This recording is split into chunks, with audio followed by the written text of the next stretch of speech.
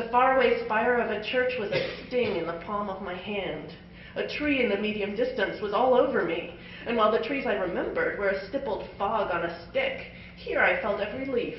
There were 629,533 of them, of which 23 were just at that moment letting go.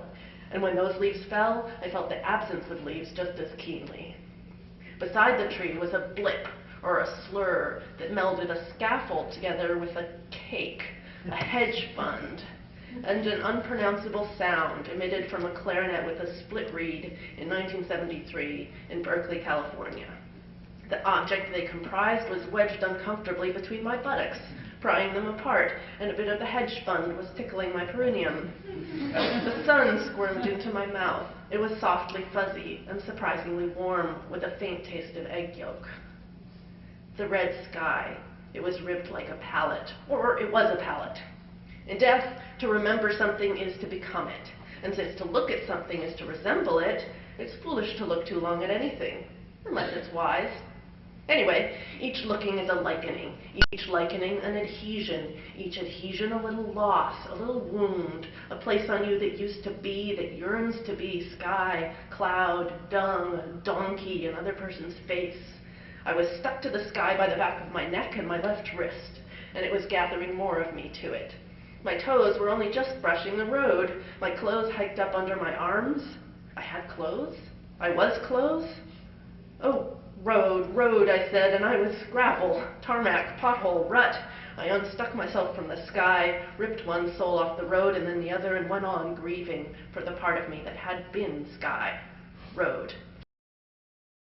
There is an intricately crosshatched drawing of an indeterminate object on which one spot freckles and sweats.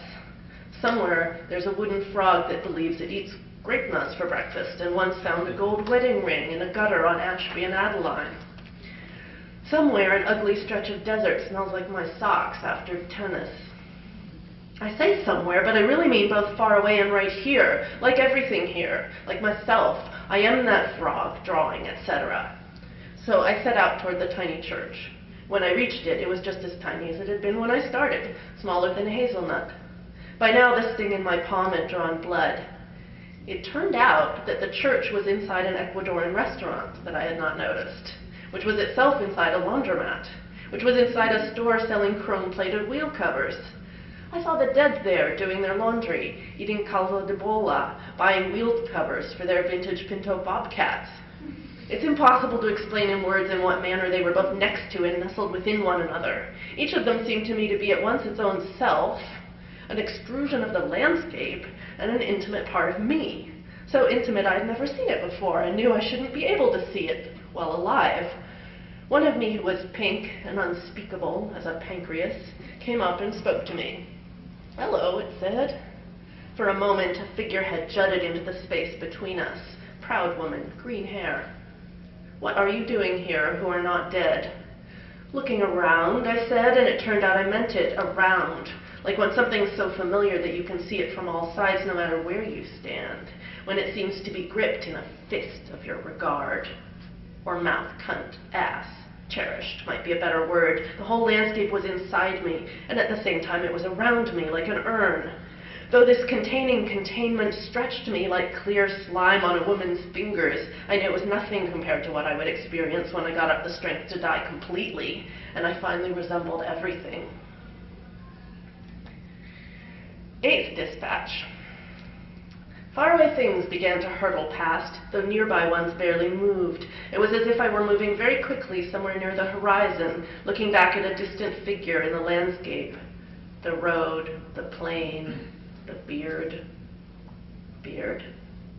Whose beard? Just a beard. "It is a beard made up of all beards that have ever bearded," said another, smaller beard. "Of you too, then," I said, for I was beginning to get the hang of it, though it tired me.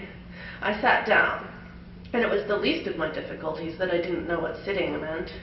Beside a knobbly length of some yellowish substance, rolls encircled it, interrupted by occasional dimples or divots punched deep and puckered. It had a very definite and even familiar appearance, and yet I had no idea what kind of a thing it was. It was as stout as a log, but not as stiff, about a third of my length. It was slightly torqued. It It resembled a root, or better, a grub, something that grows into something else, because it looked somehow unfinished. It had some swellings or stumps on the underside on which its weight rested. They reminded me of the stubby legs of caterpillars, though they were not so neatly paired. On the top side, a swelling distorted the folds which swirled around it like the rings in a fingerprint. One of the deeper divots was situated here, and the folds collapsed into it as if something were tugging from the inside and made a cleft in the side of the wen, which I ran my finger over. "Hello," it said, and I shot off my seat. Later, I would be convinced that this had not involved moving, but some entirely different operation. Perhaps I did not really need legs, though the thing, which ought to know, seemed to think you did. The knobs on its underside were churning and bumping the ground as it came after me. The knobs stretched and budged until they were almost legs, but without knees, like a bad drawing of legs. "I was a dog, I think," said the thing, the knobs on the underside stretching and stiffening. "Or was I a rooster?" It gathered itself back on its hindquarters and bulked out and up. Something like a comb emerged. "No, a dog," said the thing, acquiring what looked a bit like a tail, though it came out of the middle of its back. "Ears," it mused. The dog heard the dog in me and licked itself into shape. I wagged my tail, went on. Ninth dispatch. I was passing over a great featureless plain, and when I say featureless, I mean it only in the way that an eye is featureless when it's your own. When I was startled by a voice. Now, I have to explain what sounds are like here, if they are sounds, which I believe they are, though they lack an essential component of all known sounds, namely that they're addressed to the ear. Instead, they're physical objects that manifest only for an instant, seeming to travel with great speed through the air, manifest only for an instant. I should have said that. I am back in hell. Travel with great speed through the air, earth, or my own body. One does not see them come or go. One does not necessarily see them at all, yet they have directionality somehow. I sense that they manifest at one side first, then bulk up. By the time the other side forms, the first is already gone. All this happens, of course, too fast to perceive in any detail, and perhaps the truth is much different.